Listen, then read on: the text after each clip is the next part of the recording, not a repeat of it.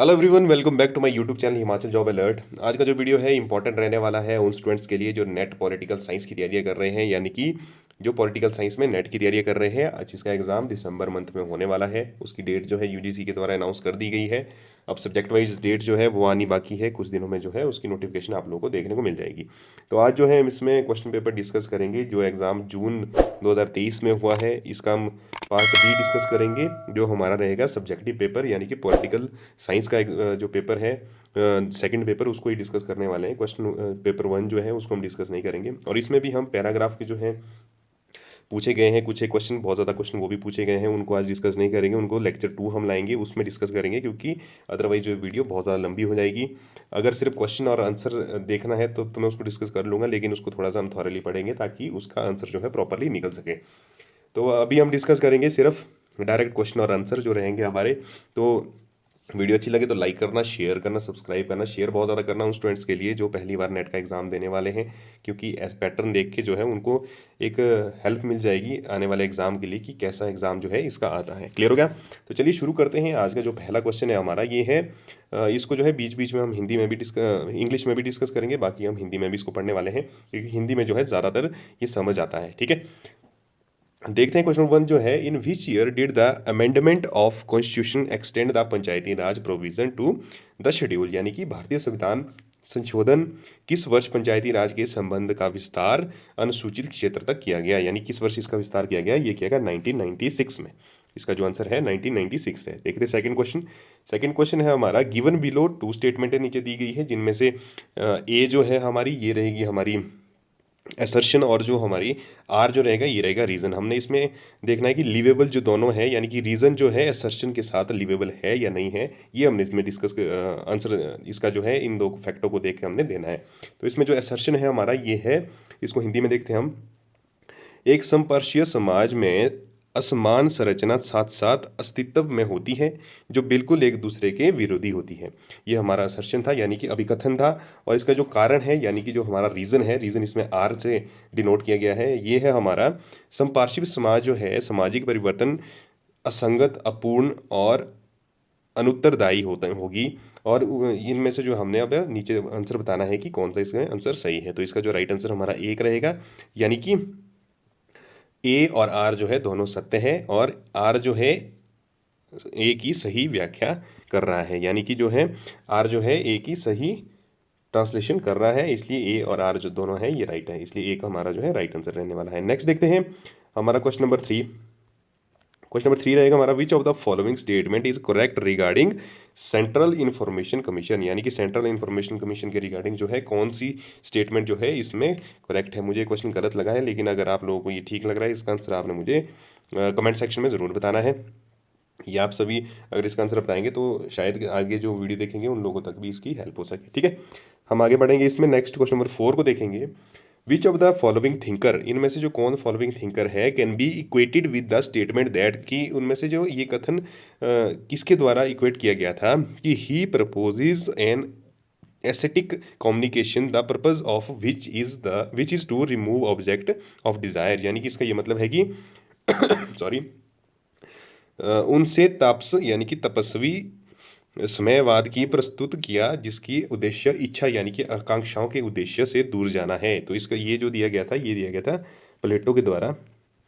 किसके द्वारा? प्लेटो के द्वारा दिया गया था, यानी कि 2 इसका जो है राइट आंसर है। नेक्स्ट देखते हैं क्वेश्चन नंबर 5 क्या है हमारा, हु सेड, किसके द्वारा ये कहा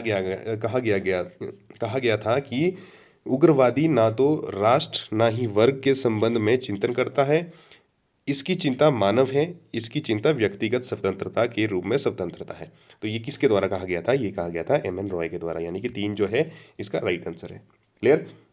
नेक्स्ट देखते हैं क्वेश्चन नंबर 6 जो है हमारा, who among the following scholar given the statement that, इनमें से जो कौन सा फॉलोइंग स्कॉलर है जिसने ये स्टेटमेंट दी गई थी कि समयानुक्रम में यद्यपि यानी कि समयानुक्रम का मतलब ये है कि जब नेहरू जीवित थे तो कांग्रेस पार्टी जो है आंदोलन ना होकर एक दल और सरकार का स्वरूप ग्रहण कर ली थी। तो ये जो कहा गया था, ये किसके द्वारा कहा गया था? ये कहा गया था रजनी कोठारी के द्वारा। ठीक है, किसके द्वारा? रजनी कोठारी के द्वारा, यानी क्वेश्चन नंबर 6 का जो है 3 राइट आंसर है। नेक्स्ट देखते हैं, which among the following statement are associated with Harold J Laski, यानी कि हरोल्ड जे लस्की के इनमें से कौन सी स्टेटमेंट जो है एसोसिएट इनके ऊपर करती है। तो इसका जो राइट आंसर है हमारा वो है ए, यानी कि ए जो है इसका राइट आंसर है, यानी कि ABC जो तीनों स्टेटमेंट हैं ये इनसे एसोसिएट करती है। तो ए जो स्टेटमेंट है हमारी ये है, प्रत्येक राज्य स्वयं अनुरक्षित अधिकारों से जाना जाता है, बिल्कुल सही। दूसरा जो है हमारा, अधिकार से तात्पर्य उन ऐतिहासिक दशाओं से नहीं है जो बाल्यावस्था में प्राप्त था किंतु प्रक्रम में हम उनसे वंचित हो गए, ये भी इसका सही है। और जो हमारा तीसरा है, यह वस्तुतः अधिकार सामाजिक जीवन की वे दशाएं हैं जिनके बिना कोई भी मनुष्य सामान्यतः सर्वोत्तम जीवन निर्वाह नहीं कर सकता। तो ये भी इसका जो है इनके साथ एसोसिएट करता है, यानी कि ABC जो है इसके राइट आंसर है। डी इसका आंसर नहीं है, अधिकार सफल जीवन निर्वाह के लिए विधिक अवसर है, ये इसका नहीं है, राइट, ये गलत है। नेक्स्ट देखते हैं, क्लियर हो गया ना ये। नेक्स्ट है question number 8, which is the author of book federation versus freedom, यानी कि फेडरेशन वर्सेस फ्रीडम की जो है लेखक कौन है। तो इसके लेखक जो है हमारा, इसका 3 सही आंसर है, BR अम्बेडकर। कौन है? BR अम्बेडकर जो है इसके लेखक है। नेक्स्ट देखते हैं क्वेश्चन नंबर 9, ये भी जो है इसका भी आप मुझे आंसर बता देना कमेंट सेक्शन में, क्योंकि इसका भी मुझे जो है आइडिया नहीं है कि कैसे कैसे इसमें आपने क्रोनोलॉजिकली ऑर्डर में ही आपने इसको जो है लाना है। ऐसे तो ACDB है इसका, यानी कि पहले जो आया था वो राइट टू इन्फॉर्मेशन एक्ट था, और उसके बाद जो है राइट टू एजुकेशन एक्ट आया, और उसके बाद जो है लोकपाल एंड लोकायुक्त आए, और उसके बाद जो है लास्ट में आपके कंज्यूमर प्रोटेक्शन एक्ट आया। अदरवाइज आपने मुझे इसका एक बार कमेंट सेक्शन में आंसर भी दे देना है। नेक्स्ट देखते हैं 10, ये है हमारा, विच among the following statement is true about JP Narayan plan, यानी कि JP नारायण का जो प्लान था उसमें जो है इनमें से कौन सी स्टेटमेंट ट्रू है। उनका क्या था, ये plan of reconstruction of Indian politics, यानी कि इंडियन पॉलिटी में जो है कंस्ट्रक्शन ऑफ इंडियन पॉलिटी में कौन सा इनमें से जो है स्टेटमेंट वेरी करता है। तो इसका जो राइट आंसर है वो है हमारा 4, यानी कि ACD में से वेरी करते हैं। ये क्या है, he wanted to revive swaraj from below, यानी कि उन्होंने निचले स्तर से स्वराज को पुनर्जीवित करने की अपेक्षा की, एक ये सही है। और C है, ग्राम सभा जमीनी स्तर के लोकतंत्र के आधार के रूप में कार्य करेगी, यानी कि जो ग्राम सभा, आप सभी को पता है कि ग्राम सभा क्या होती है, ये जमीनी स्तर से लोकतंत्र के अधिकारों के लिए काम करेगी, ये सही था। और ये हमारे JP नारायण प्लान्स में है। D जो है इसमें राइट है, ये है, पंचायत राज की विभिन्न इकाई के बीच संगठित संबंध स्थापित करने में भी संलग्न होगा, यानी कि D भी इसका राइट आंसर है। तो इसमें जो गलत है हमारा वो है B, यानी कि राजनीतिक संगठन की मूलभूत इकाई ग्राम पंचायत है, ये गलत है, ये नहीं है, ठीक है। तो इसका राइट आंसर 4 है, ACD। क्लियर हो गया।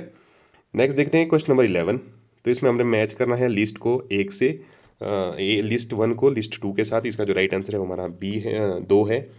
तो इसको आपने एक बार मैच खुद कर लेना है, इसका आंसर मैंने आपको बता दिया है।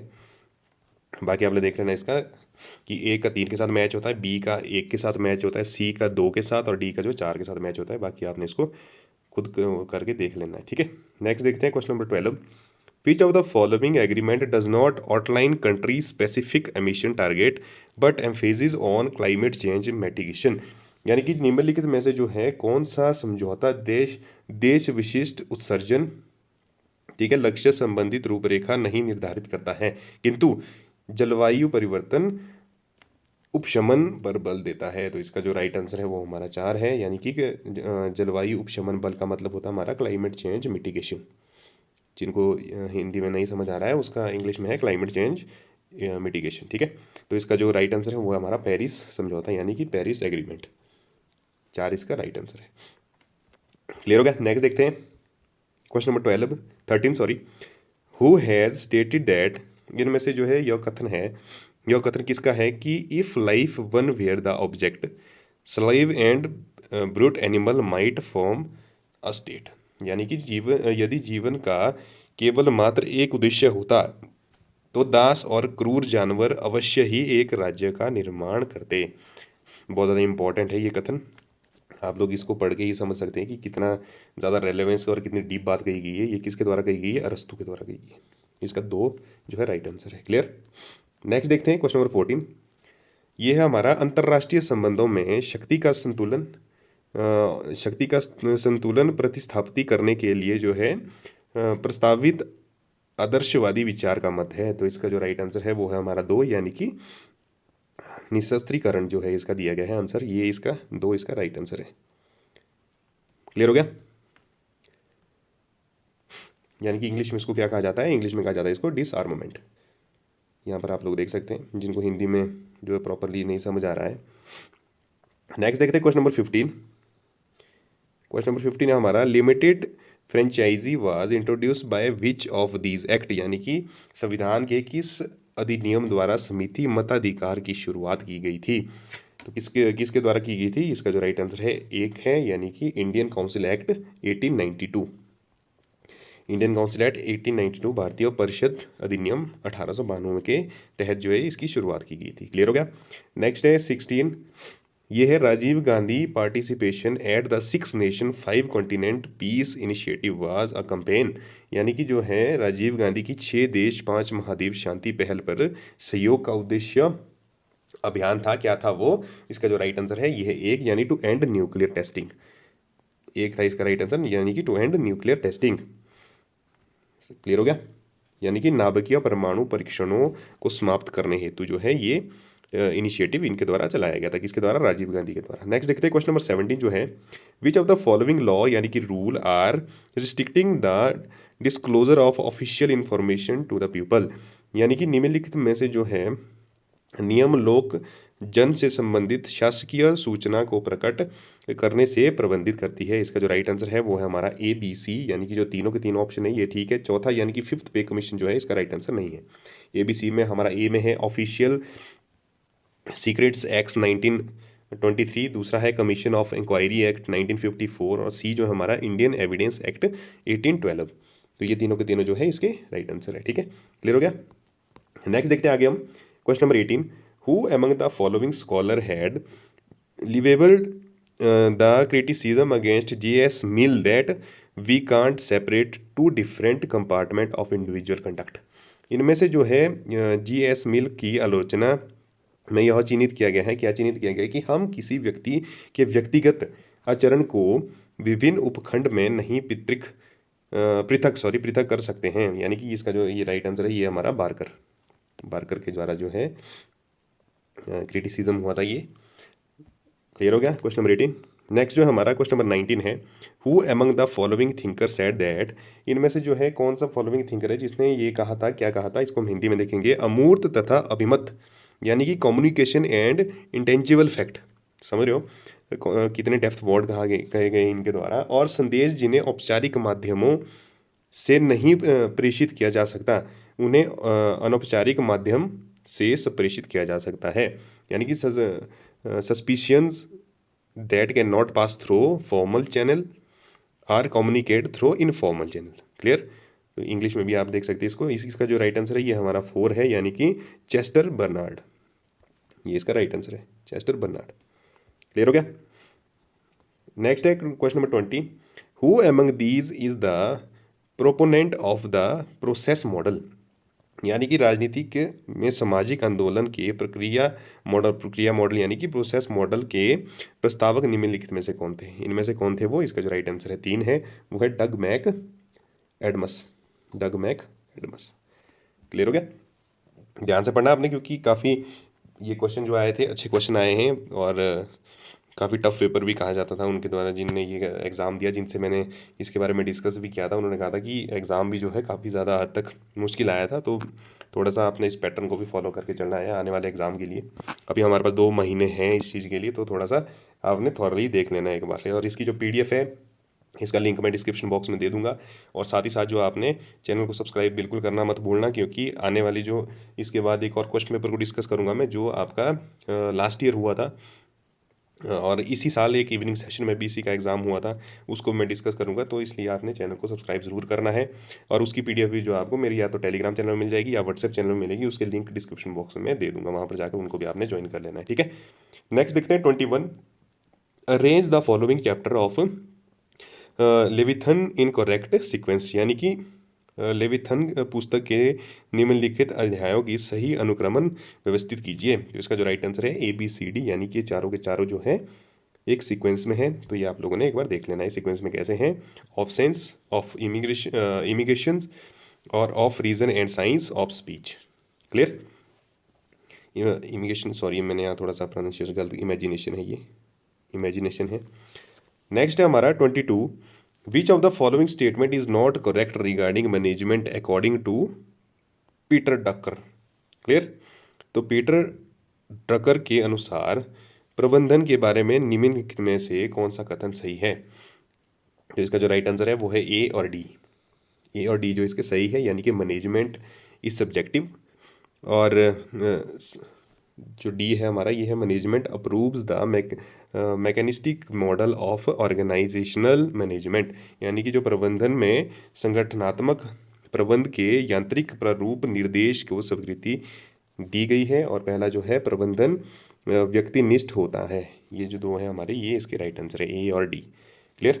नेक्स्ट देखते हैं 23। Which of the following are the basic feature of Eric Hobsbawm, ये है इसका नाम शायद, Hobsbawm theory of nationalism in Europe. अगर थोड़ा सा कुछ प्रोनाउंसिएशन में दिक्कत आ रही है तो इसके लिए आपने देख लेना है कि कैसे इसका राइट नाम है, क्योंकि अदरवाइज़ तो मैं लग रहा है मुझे ठीक ही पढ़ रहा हूँ। अगर हो जाता है कि वर्क इसमें प्रोनाउंसिएशन कुछ और तरीके की होती है। तो इसका जो राइट आंसर है हमारा वो है बी और सी, यानी कि बी और सी जो इसका सही उत्तर है। बी और सी में क्या है, बी में है हमारा he defined nationalism from instant as reinventing traditions, यानी कि जो है उससे राष्ट्रवाद को परिभाषित किया है उदाहरणतः परंपराओं का और पुनर्सृजन का। और जो सी दिया गया है उसमें हिंदी में पढ़ूंगा नीचे, उससे पृथकतावादी राष्ट्रवाद का समर्थन करने वाले समूह के रूप में निर्मम बुर्जा वर्ग को चिन्हित किया है। तो इसका बी और सी जो है इसके राइट आंसर है। ठीक है। नेक्स्ट देखते हैं 24। Given the below are two statement, यानी नीचे दो स्टेटमेंटें दी गई है। ये हमने दो स्टेटमेंट पहले देखनी है। The socialist movement developed in France in the form of syndicalism. Clear. दूसरा जो है हमारी स्टेटमेंट टू है हमारी टू है syndicalism rejects the idea of class struggle, यानी कि जो पहला कथन है हमारा, फ्रांस में समाजवादी आंदोलन श्रेणीवाद के रूप में उत्पन्न हुआ, और दूसरा जो है श्रेणीवाद में वर्ग संघर्ष के विचार को स्वीक्रियता नहीं दी गई। इसका जो राइट आंसर हमारा 3 है, यानी कि statement 1 is correct but statement 2 is not correct, यानी कि 2 जो है गलत है हमारी स्टेटमेंट इसमें। नेक्स्ट देखते हैं हमारा, नेक्स्ट है 25। अरेंज द फॉलोइंग, इनमें से जो नीचे दिए गए हैं इनको जो हमने अरेंज करना है इन क्रोनोलॉजिकल ऑर्डर। तो क्रोनोलॉजिकल ऑर्डर में आपने इसको अरेंज कर देना है। इसका जो राइट आंसर है वो हमारा डी है, 3 है, यानी कि डी जो आएगा पहले नंबर पर आएगा, यानी कि पूर्व, हिंदी में देखेंगे पूर्व यूगोस्लाविया में UNPROFOR, यानी कि जो ये आप देख सकते हैं यहाँ पर फॉर यूगोस्लाविया, ये पहले नंबर पर आएगा।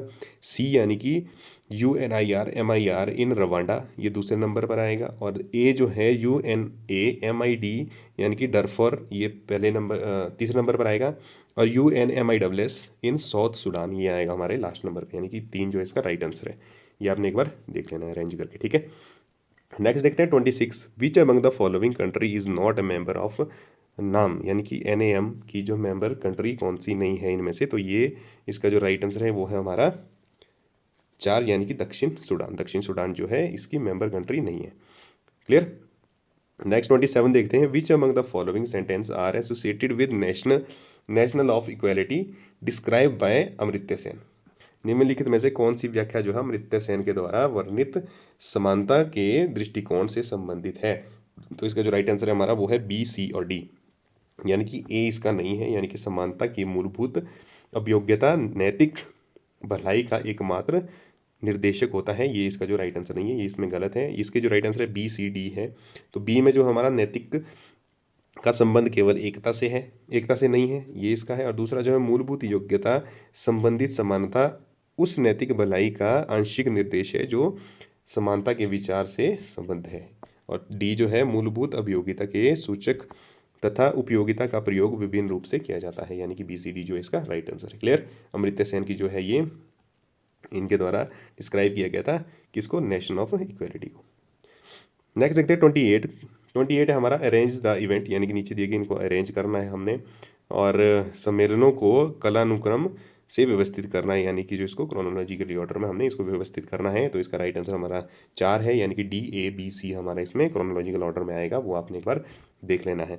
डी में public of the element and administration by Urwick, और दूसरा जो आएगा ये सेकंड नंबर पर आएगा हमारा द फिलाडेल्फिया कॉन्फ्रेंस, ये हमारा पहले नंबर पर आएगा, दूसरे नंबर पर आएगा सॉरी, तीसरे पर आएगा बी यानी कि first man of Brook conference, और सी जो आएगा हमारा लास्ट में आएगा public of book public administration in a time of turbulence by Waldo, ये हमारा आएगा लास्ट में, यानी कि डी ए बी सी जो इसका राइट आंसर है।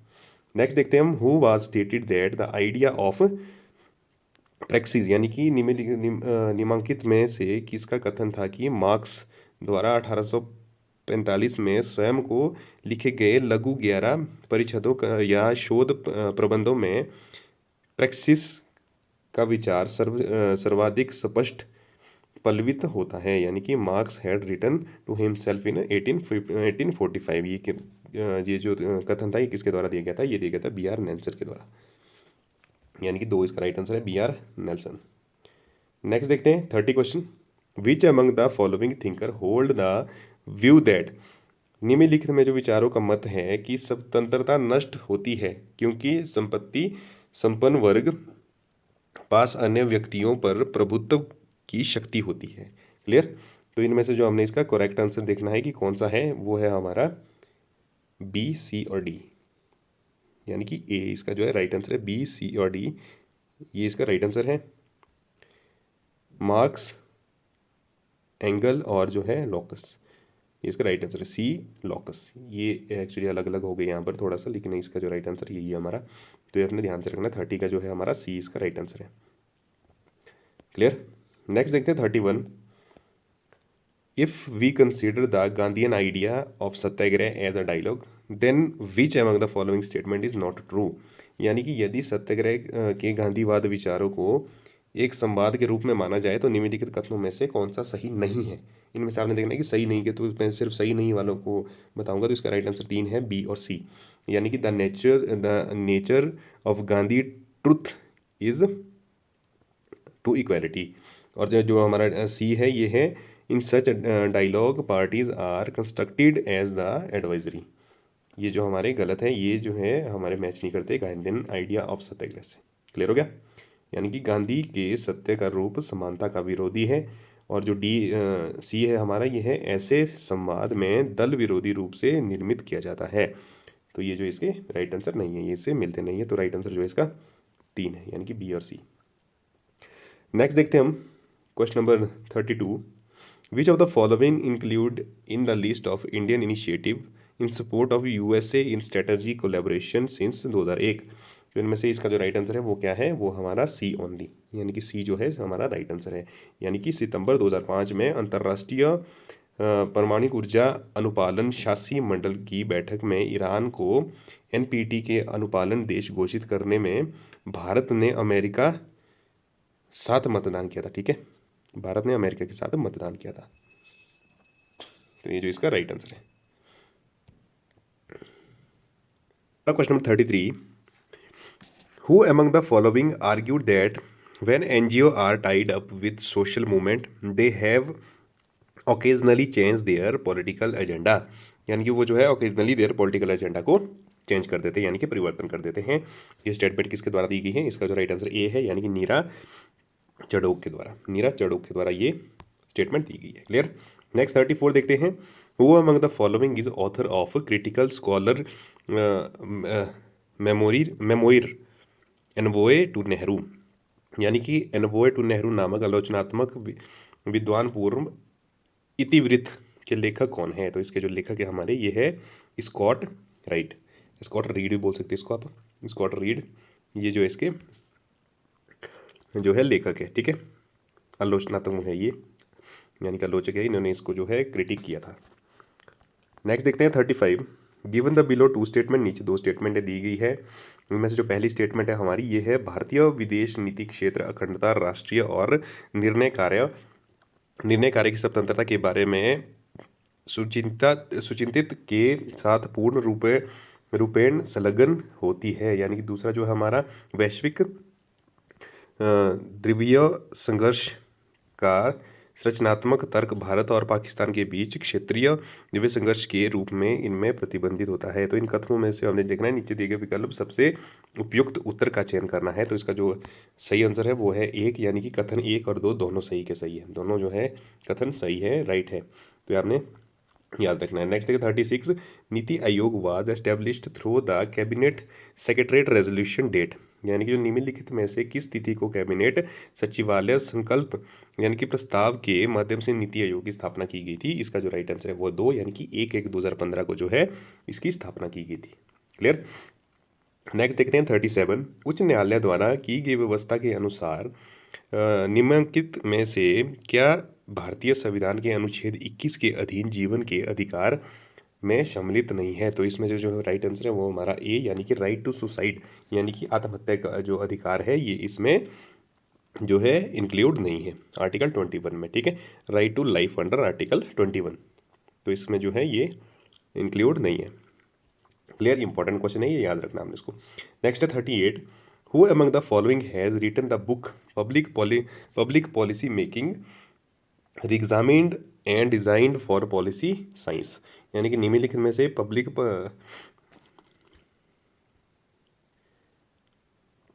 पॉलिसी मेकिंग और जो है हमारे डिज़ाइन फॉर पॉलिसी साइंस, इसका जो है ये किसके फॉलोइंग राइटर जो है इसके कौन है, ये है हमारे 4, इसका नाम है हेज़ेगल ड्रारर भी बोले आप सकते इसको, ड्रारर, हेज़गल ड्रार, नाम थोड़े इनके अजीब जैसे हैं लेकिन ये बहुत ज़्यादा इंपॉर्टेंट क्वेश्चन है आपके एग्जाम पॉइंट ऑफ व्यू से, इसलिए आपने इसको जो है याद रखना है। ठीक है, 39 है हमारा, who wrote the book state in capitalist society, यानी कि स्टेट इन कैपिटलिस्ट सोसाइटी पुस्तक के लेखक जो है कौन है, ये है राफर मिलिडबेंड, यानी कि मिलिडबेंड जो है ये हमारे किसके लेखक है, ये है स्टेट इन कैपिटलिस्ट सोसाइटी के। क्लियर हो गया। नेक्स्ट है question number 40, the justification of humanitarian intervention lies in, यानी कि जो मानवतावादी हस्तक्षेप के लिए औचित्य निम्नलिखित में से किस में निहित है। तो इसका जो राइट आंसर है वो हमारा डी है, यानी कि क्षेत्रीय स्थिरता, यानी कि रीजनल स्टेबिलिटी, ये इसका राइट आंसर है। क्लियर। नेक्स्ट देखते हैं question number 41, according to Shri Aurobindo the task of spiritual revolution is based on, यानी कि जो टास्क ऑफ स्पिरिचुअल रेवोल्यूशन है वो बेस्ड है किसके, ये है हमारी ट्रूथ कंसेशनेस, यानी कि सच्ची चेतना, इसके ऊपर जो है ये बेस्ड है। क्लियर, 41 क्लियर हो गया। नेक्स्ट है 42, arrange the following arrange the writing of doctor Bhimrao Ambedkar in chronological order, यानी कि इसको जो है क्रोनोलॉजिकल ऑर्डर में हमने अरेंज करना है। तो इसका क्रोनोलॉजिकल ऑर्डर आएगा ABDC, यानी कि ए पहला आएगा अनिहिलेशन ऑफ कास्ट, दूसरा आएगा बी में आएगा हु वेयर द शूद्रास, और तीसरा आएगा डी में आएगा द अनटचेबल्स, और सी आएगा लास्ट में, यानी कि फ्यूचर ऑफ पार्लियामेंट डेमोक्रेसी, ये इनके द्वारा जो है लास्ट में लिखी गई थी। क्लियर, तो इसका 4 जो आपका राइट आंसर है।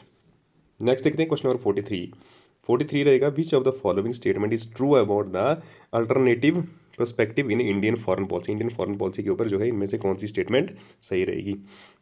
तो इसमें रहेगी हमारी ACDE, यानी कि ए रहेगी, सी रहेगी, डी रहेगी, ई रहेगी, यानी कि बी जो हमारी ये गलत है, it was lead by IK Gujral, ये जो हमारी स्टेटमेंट गलत है। बाकी जो चारों स्टेटमेंट है ये सही की सही है। क्लियर, 2 इसका राइट आंसर रहने वाला है ACDE। नेक्स्ट देखते हैं, नेक्स्ट है हमारा क्वेश्चन नंबर 44, ये रहेगा क्रोनोलॉजिकली ऑर्डर में अरेंज करना है movements of crisis of modern capitalism, यानी कि मॉडर्न कैपिटलिज्म के जो मूवमेंट्स हैं उनको क्रोनोलॉजिकल ऑर्डर में करना है अरेंज। इसमें जो राइट आंसर रहने वाला है एक रहेगा हमारा DBCA, यानी कि पहले नंबर पर जो है मैक्सिकन इकोनॉमिक क्राइसिस हुई थी, उसके बाद जो हुई थी B, यानी कि अर्जेंटीन इकोनॉमिक क्राइसिस हुई थी, उसके बाद C हुई थी .com crisis in IT related stock, ये तीसरे नंबर पर आई थी, और लास्ट में जो हुई थी ये ए हुई थी USA सब प्राइम मॉर्टगेज क्राइसिस। ठीक है, ये जो लास्ट में हुई थी, तो इसका राइट आंसर क्या है हमारा ए है, यानी कि 1 है।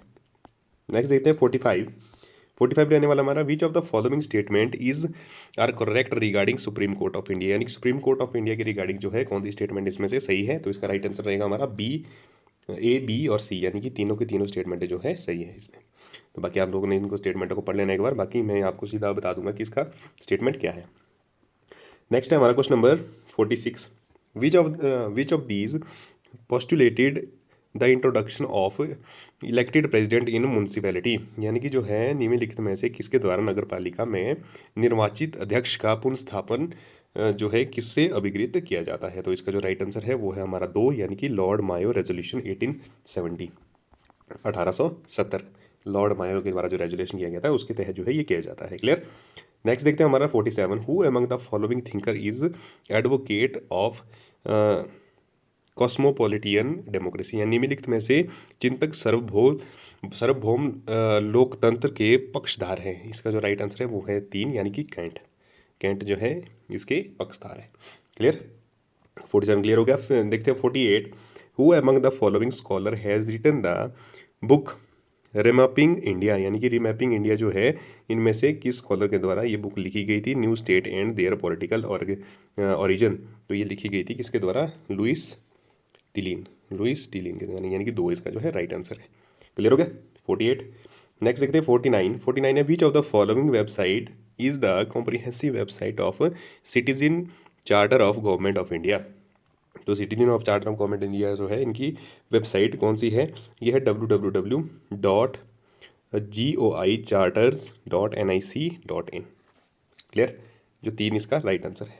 नेक्स्ट देखते हैं 50 क्वेश्चन जो है हमारा, who among the following thinker hold the view that no citizen should be sufficiently opulent to be able to purchase another and none so poor as the force to sell himself, यानी कि इसका जो मतलब बनता है कोई भी नागरिक इतना अधिक धनी नहीं होना चाहिए कि वह किसी दूसरे को खरीदने में सक्षम हो जाए, और कोई इतना निर्धन नहीं होना चाहिए कि उसे स्वयं को बेचने हेतु विवश होना पड़े। बहुत ज़्यादा इम्पोर्टेंट जो है ये लाइन कही गई है थिंकर के द्वारा, आज बहुत डीप लाइन कही गई है। अगर कोई जो अच्छा जिसकी तैयारी अच्छी होगी तो वो लोग जो है इसकी आंसर अच्छे से दे सकते हैं। जो ये है रूसो के द्वारा कहा गया था। क्लियर, 3 जो इसका राइट आंसर है रूसो के द्वारा ये कहा गया था। नेक्स्ट है 51, given below are 2 statement, one is livable, यानी कि ये पहले क्वेश्चन की तरह आ गया, जो पहले की तरह ए के साथ असर्शन है और दूसरा जो है लिवेबल टू रीजन आर के साथ है। तो इसका जो राइट आंसर है वो हमारा सी है, यानी कि 3 है। A is true but R is false, यानी कि एक जो है सही है, ए जो है सही है, और आर रीज़न जो इसके बारे में दिया गया वो गलत है, यानी political coalition in authorised multiple system are viable, ये जो है ये गलत है। ठीक है, यानी कि ए जो पूछा गया था इसमें जो कथन है इसका वो सही है। कथन क्या था, एक मजबूत मूल परिवर्तनकारी सिद्धांत के साथ ध्रुवीकृत बहुदलीय व्यवस्था में राजनीतिक दलों के बीच एक व्यापक वैचारिक अंतर होता है। तो ये जो राइट है, यानी कि व्यापक वैचारिक अंतर जो है वो सच में ही उनके बीच में होता है। क्लियर।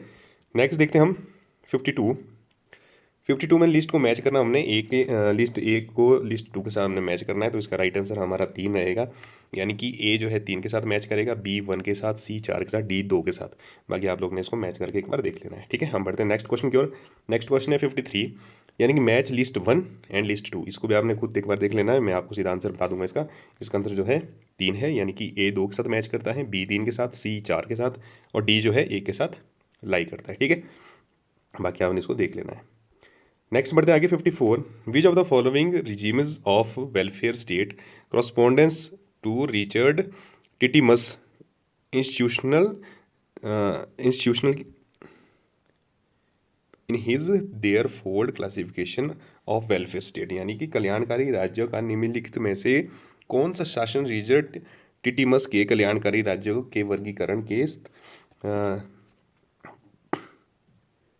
संस्थानिक पुनर्विवर्तन के अनुरूप है। तो इसका जो राइट आंसर है वो हमारा 2 है, यानी कि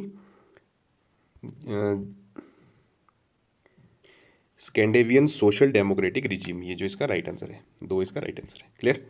नेक्स्ट देखते हैं 54, इसमें भी जो हमने लिस्ट 1 को लिस्ट 2 के साथ मैच करना है। इसका जो राइट आंसर वो 1 है, ए 2 के साथ मैच करता है, बी ए 1 के साथ ही मैच करता है, और बी जो है 2 के साथ, सी 4 के साथ मैच करता है, और डी 1 के साथ मैच करता है। ये बाकी आपने इसको मैच करके देख लेना है। ठीक है, नेक्स्ट देखते हैं 56, arrange the following political party in chronological order according to their year, यानी कि उनके ईयर के साथ जो है उनको क्रोनोलॉजिकल ऑर्डर में लिखना है। तो इसका राइट आंसर जो है हमारा 3 है, यानी कि CDBA, यानी कि CPIM जो है सबसे पहले आई थी, उसके बाद जो है शिवसेना, उसके बाद भारतीय जनता पार्टी, और लास्ट में जो है समाजवादी पार्टी का गठन हुआ था। क्लियर।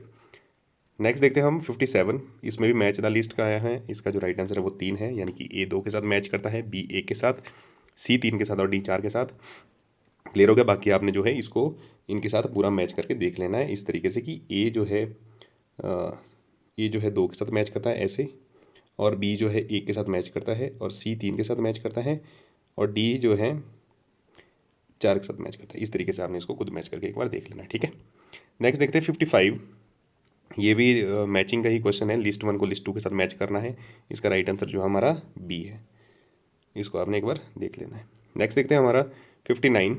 59 है सामूहिक कार्यवाही का तर्क, यानी कि the logic of collective action, logic of collective action, जिसकी तुलनात्मक राजनीतिक विश्लेषण में हित सामूहिक के विभाजन यानी कि लंबवादी की व्याख्या निम्नलिखित में से किस विद्वान के द्वारा प्रदान की गई थी। तो इसका जो राइट आंसर है वो है हमारा 2, यानी कि मार्क्स ऑल्सन वो आप बोल सकते हैं, इनके द्वारा ये की गई थी। नेक्स्ट देखते हैं 60। Which of the two factor enhance the growth rate of India economy in 1980s as per the Arvind Panagariya. तो इसका जो राइट आंसर है वो हमारा बी और डी है। बी और डी क्या है? बी है हमारा इसमें कि निजी कंपनियों के लिए निर्यात प्रोत्साहन, और डी जो है हमारा ये है अपेक्षाकृत अधिक यथार्थपरक विनिमय दर नीति। ये जो है ये 2 इसके राइट आंसर है, यानी कि बी और डी एक इसका राइट आंसर है। क्लियर। नेक्स्ट देखते हैं 61। 61 में भी हम क्रोनोलॉजिकल ऑर्डर में हमने जो है इसको अरेंज करना है। इसमें फॉलोइंग बुक्स है in order to publication year, हमने जितनी किताबें दी गई इनको पब्लिकेशन ईयर के अनुसार क्रोनोलॉजिकल ऑर्डर में जो है अरेंज करना है। इसमें डी पहले नंबर पर रहेगा, यानी कि टू कंसेप्ट ऑफ लिबर्टी, और सी दूसरे नंबर पर रहेगा the constitution of liberty. B दूसरे नंबर पर रहेगा, यानी कि 4 ऐसे ऑन लिबर्टी। पहले नंबर पर रहेगा हमारा ए, यानी कि लिबर्टी आफ्टर फ्रीडम। ये जो है इस तरीके से हमारा आंसर बनेगा 4 जो इसका राइट आंसर है। नेक्स्ट देखते हैं 62। 62 है हमारा which of the following statement represent the principle of just war.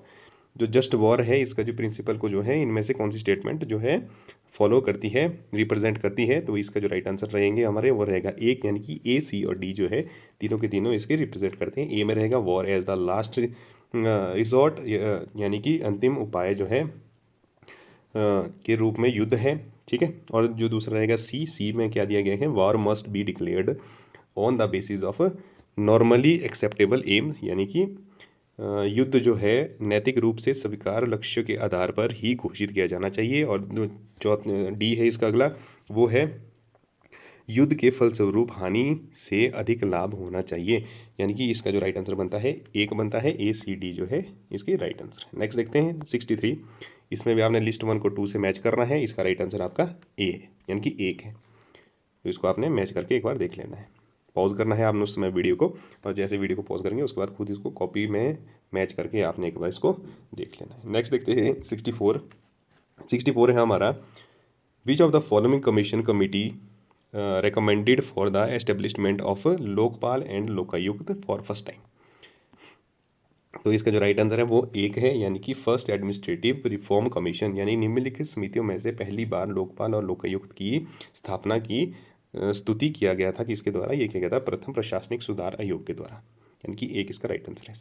65 है हमारा हु सेड, इसने कहा था कि सच्चाई यह नहीं है कि पश्चिम राष्ट्रवाद के मूल और केंद्र में और संघर्ष की आत्मा और विजय निहित है। तो इसका जो राइट आंसर है ये कहा गया था किसके द्वारा? रविंद्रनाथ टैगोर के द्वारा। किसके द्वारा कहा गया था? रविंद्रनाथ टैगोर के द्वारा। नेक्स्ट देखते हैं 66। Arrange the following committee commissions on local government in chronological order, यानी कि जो कमेटी और कमीशन है इनको क्रोनोलॉजिकल ऑर्डर में हमने देखना है। इसका जो राइट आंसर रहने वाला है वो रहेगा बी ए डी सी, यानी कि बी में पहले नंबर पर आता है हमारा क्रोनोलॉजिकल ऑर्डर में अशोक मेहता कमेटी, फिर आता है दूसरे नंबर पे ए, यानी कि जी वी के राव कमेटी, और तीसरे नंबर पर आता है डी, यानी कि एल एम सिंघवी कमेटी, और लास्ट में आता है हमारा डी, यानी कि थुगोन कमेटी। क्लियर। ये जो हमारे थुगन कमेटी कह सकते हैं आप इसको। इसका राइट आंसर रहेगा हमारा 2 इसका राइट आंसर है। नेक्स्ट देखते हैं आगे 67। Which of the following statement have not been made by M N. Srinivas regarding caste policy in India. तो निम्नलिखित में से जो भारत में जातीय अधिकार राजनीति के बारे में एम.एन. श्रीनिवासन के कथन नहीं है। इसमें आपने नहीं का जो सबसे पहले देखना है कि जिस क्वेश्चन में नहीं पूछा गया है वो सबसे ज़्यादा इंपॉर्टेंट होता है, क्योंकि इस वजह से जो है बहुत क्वेश्चन हमारे बहुत बार गलत हो जाते हैं। क्लियर। उसका जो राइट आंसर है वो बी और सी है। बी और सी जो है इसके जो है कथन में सत्य नहीं है। तो बी में क्या है? बी में हमारा है इसमें है आधुनिक प्रौद्योगिकी के कारण जाति सहित में मार्ग में बाधा उत्पन्न हुई। और सी जो है हमारा ये है विभिन्न जातियों के मध्य वार्धर एक एकात्मता भी थी। तो ये जो दोनों थे ये इसके पार्ट्स नहीं है। क्लियर। नेक्स्ट देखते हैं आगे 68। Which of the following principles are use to study the attitude of people that is political culture in comparative politics. इसमें जो है निम्नलिखित में से किस सिद्धांत के का प्रयोग लोगों की अभिवृत्ति तथा तुलनात्मक राजनीति में राजनीतिक संस्कृति के अध्ययन के लिए किया गया है। इसका जो राइट आंसर है वो है हमारा बी और सी। किस किस का किया गया है? बी और सी का मतलब है हमारा बी रहता है कि कन्वर्स प्रिंसिपल, और जो हमारा सी रहेगा ये रहेगा रॉबिन्सन प्रिंसिपल। ये दो जो है इसके राइट आंसर है। क्लियर। नेक्स्ट देखते हैं 69। जो 69 हमारा गिवन बिलो स्टेटमेंट दी गई है जो फिर से हमारे assertion A and other is liable to reason B, reason R, sorry R जो है रीजन को जो है आर से डिनोट किया गया है। तो इसमें हमने देखना है कि असर्शन क्या कहता है। ये कहता है कि आर्थिक वैश्वीकरण समृद्धि एवं सभी के लिए अवसर को प्रोत्साहित करता है। और कारण जो है इसका आर्थिक वैश्वीकरण ऐसी मुक्त बाजार आधारित अर्थव्यवस्था को प्रोत्साहन देती है जिसमें सामाजिक एवं राजनीतिक लाभ प्राप्त होता है। तो इसका जो राइट आंसर है वो है both A and R are true but R is the correct explanation of A, यानी कि एक जो इसका राइट आंसर है। क्लियर हो गया। नेक्स्ट देखते हैं 70। Which of the following statement is are correct regarding the parliamentary proceeding. Parliamentary proceeding के जो है रिगार्डिंग कौन सी स्टेटमेंट इनमें से करेक्ट है? तो इसका आंसर जो है ये दो है, ये है ए सी डी, यानी कि ए सी और डी जो हमारी ये तीन स्टेटमेंट है करेक्ट है। ए में बताया गया है हमारा कि तारांकित प्रश्नों के मौखिक उत्तर दिए जाते हैं। क्लियर। और पूरक प्रश्नों में भी इसका अनुसरण किया जाता है। और दूसरा जो है सी है इसमें जो सही है, यानी कि स्थगन प्रस्ताव के लिए 50% सदस्यों के द्वारा इसे मान्यता दी जानी आवश्यक है। और डी जो है शून्यकाल की शुरुआत प्रश्नकाल के तुरंत बाद होती है और दिन भर के लिए कार्यसूची तक यह चलता रहता है। ये तीन जो है इसके राइट आंसर है, यानी कि इसका सही आंसर बनेगा दो, ए सी और डी। नेक्स्ट देखते हैं हम आगे। नेक्स्ट है हमारा क्वेश्चन नंबर 71। 71 है which period of the evolution of public administration is referred the exploratory period, यानी कि लोक प्रशासन के उद्विकास के किस काल में जो है काल कहा जाता है। तो इसका जो राइट आंसर है हमारा वो है ए, यानी कि 1887 से 1910 इस काल को जो क्या कहा जाता है, एक्सप्लोरेटरी पीरियड इसको कहा जाता है, यानी कि गवेषणात्मक काल इसको कहा जाता है। क्लियर हो गया। नेक्स्ट देखते हैं 72।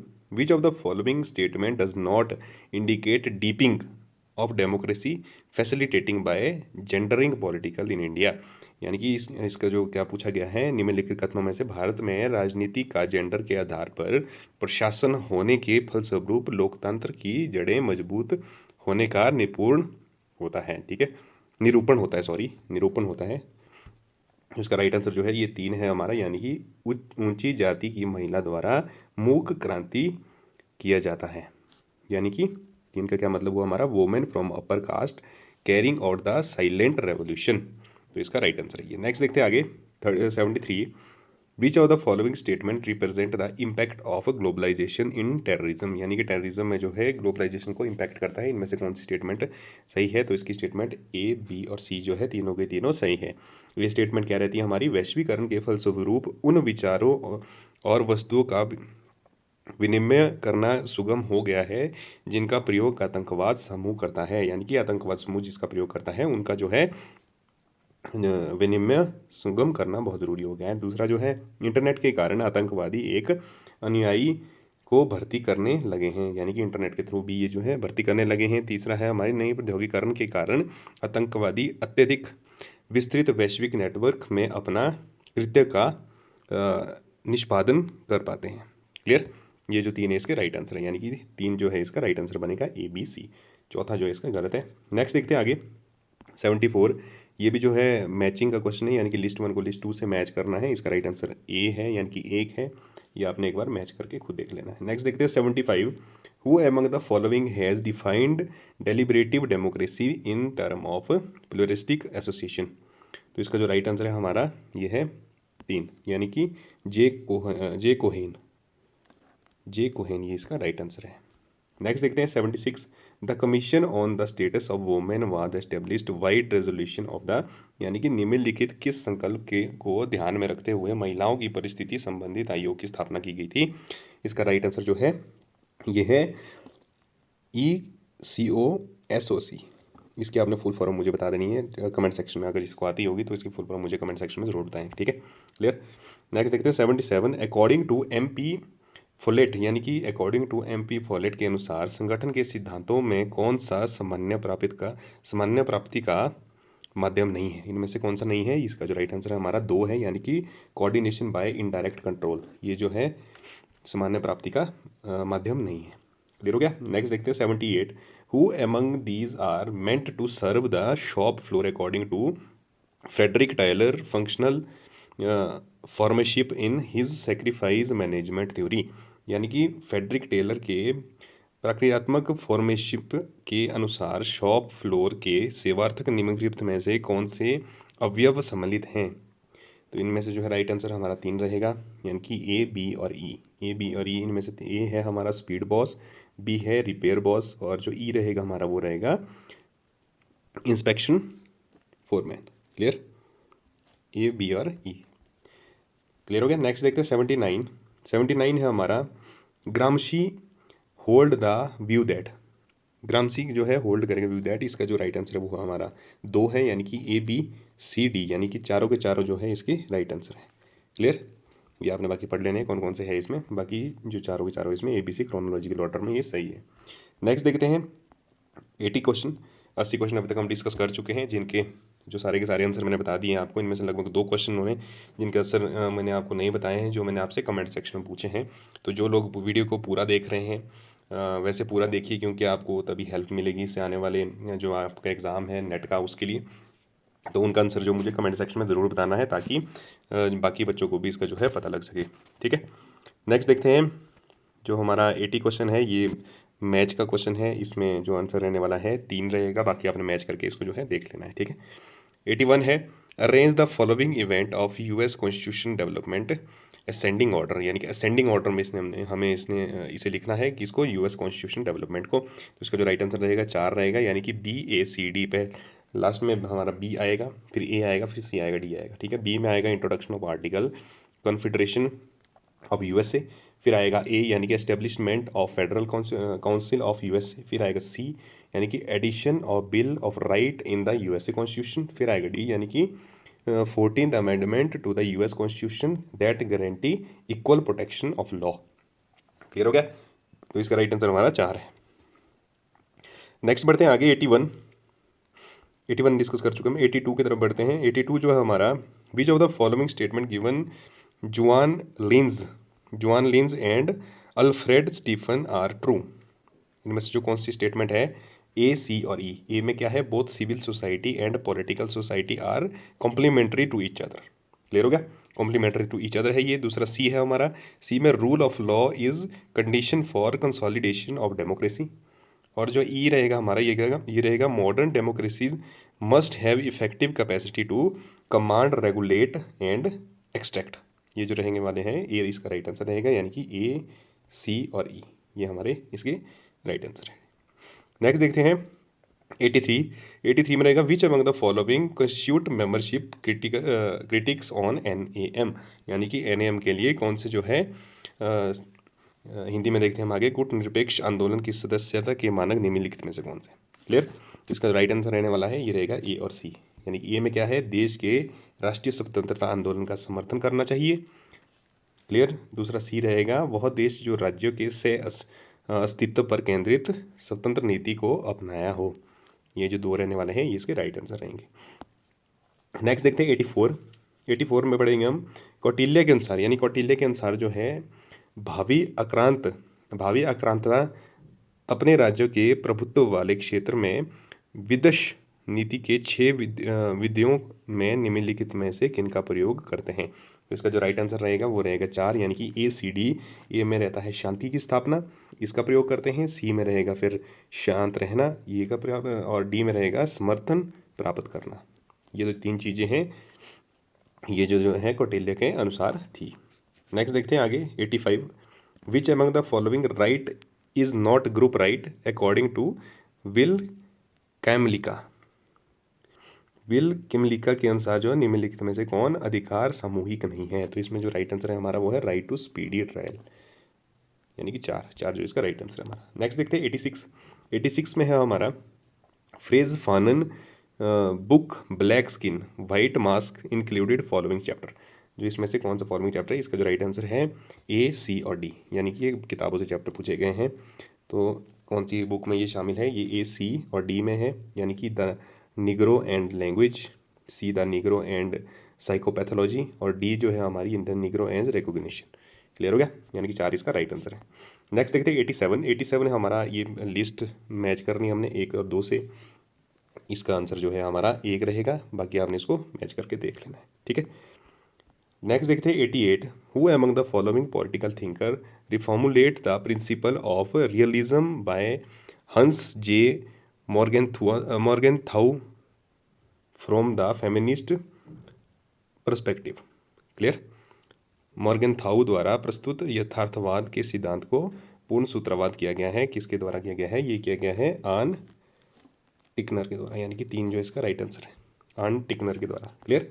नेक्स्ट देखते हैं 89 में है निम्नलिखित प्रधानमंत्रियों में से किसने अमेरिका और सोवियत संघ के बीच बढ़ती शीत युद्ध की स्थिति में भारत का दृष्टिकोण के बारे में कहा था कि वे एशिया में हमारे पड़ोसी हैं और हमें अनिवार्यता उनके समान कार्य करना होगा और एक दूसरे के साथ कार्य करना होगा। ये किसके द्वारा कहा गया था, ये कहा गया था जवाहरलाल नेहरू के द्वारा। क्लियर हो गया, किसके द्वारा कहा गया था, जवाहरलाल नेहरू के द्वारा। नेक्स्ट है 90 क्वेश्चन 90 है who among the following thinker proposal the concept of mental revolution, यानी कि जो मानसिक क्रांति का जो प्रस्ताव है इनमें से किसके द्वारा दिया गया था, ये दिया गया था F.W. टाइलर के द्वारा, F.W. टाइलर के द्वारा। क्लियर, इंपॉर्टेंट क्वेश्चन है, रिपीट होने के चांसेस इसके भी रहते हैं। आगे जो हमारे इसमें क्वेश्चन है ये इसके आगे हम डिस्कस नहीं करेंगे। 91 से लेकर 100 तक ये सारे के सारे जो हमारे पैराग्राफ वाले क्वेश्चन है और इसी से हमने लिस्ट को मैच भी करना है आगे, ये आप लोग देख सकते हैं।